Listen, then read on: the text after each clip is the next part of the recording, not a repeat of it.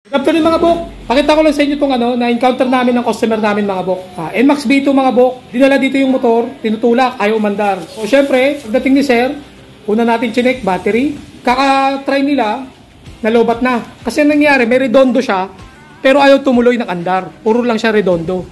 Ngayon, kaka-try nila sir, kaka-try ng paandar, nalobat na yung battery nila. Ginawa ko, pagdating dito, pinalitan natin ng battery, brand new. Iwasa rin yung brand, yung original. Ayaw pa rin umandar. So sabi ko baka spark plug cap or spark plug. Check ko yung spark plug at spark plug cap. Okay naman, goods din naman. Sabi ko check natin yung fuel filter.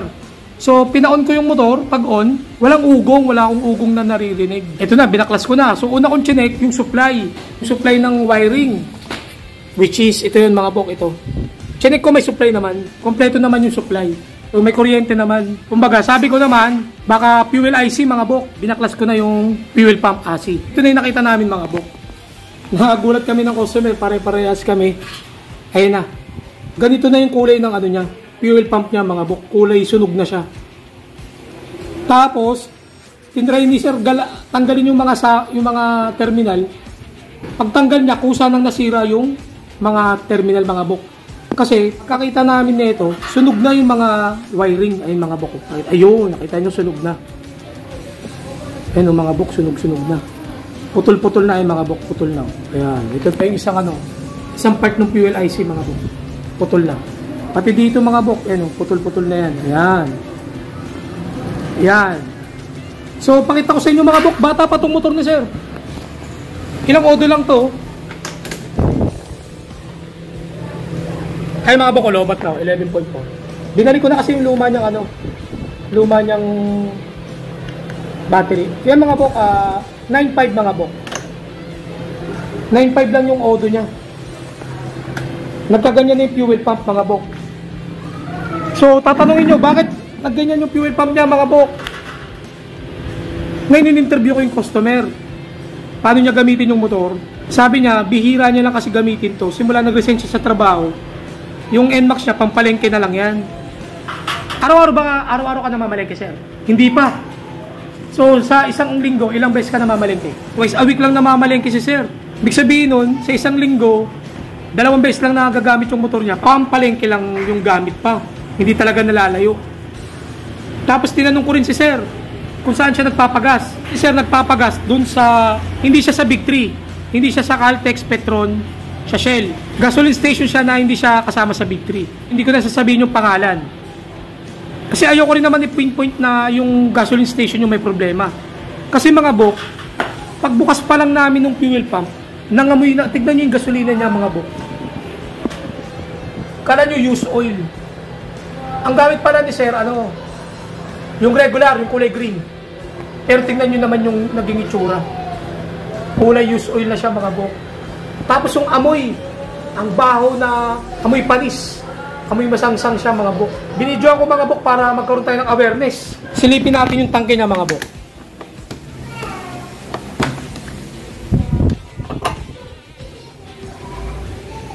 Okay naman yung tangke niya. Wala namang kalakalawang sa loob. Malinis naman. Pero yung gasolina niya, tsaka itong, nakita nyo naman mga bok, yung fuel pump.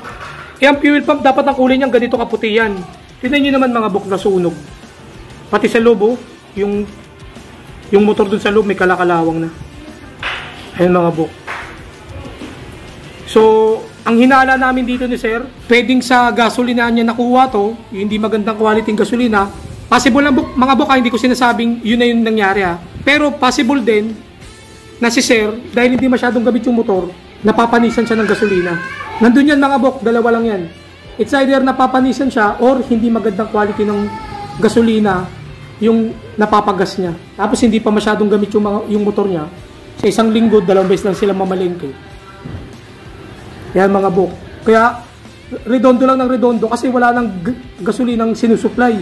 Kasi nga, sira na yung fuel pump mismo. Kailangan ng palitan.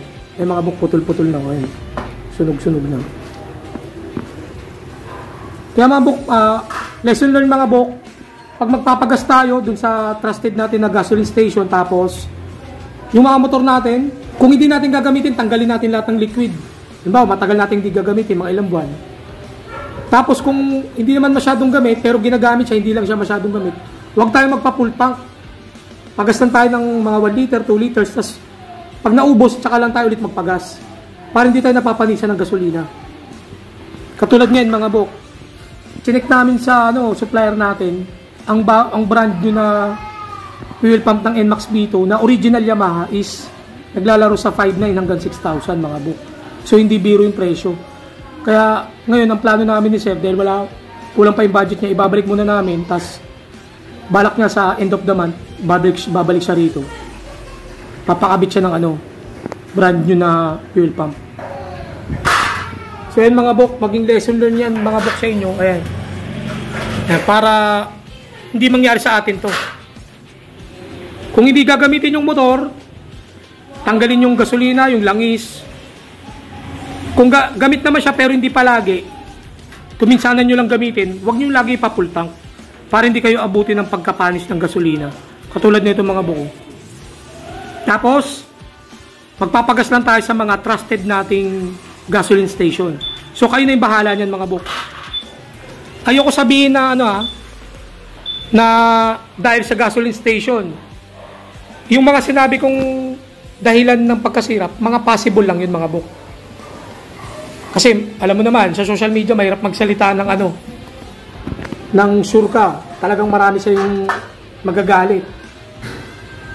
Basta, yun lang ang tingin ko nangyari dito mga bok. Pero kung may nakikita kayo mga talagang naranasan nyo na to na yun yung problema, comment nyo para at least ma-aware din kami.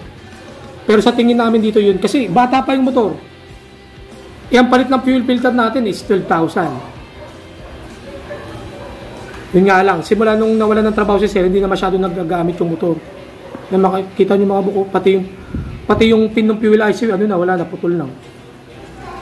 Lumutong na. Yan mga buko. Sana kapulutan nyo ng aral tong vlog natin na to para hindi rin mangyari sa inyo. Kahit ano pang motor nyo mga buko, kahit hindi NMAX.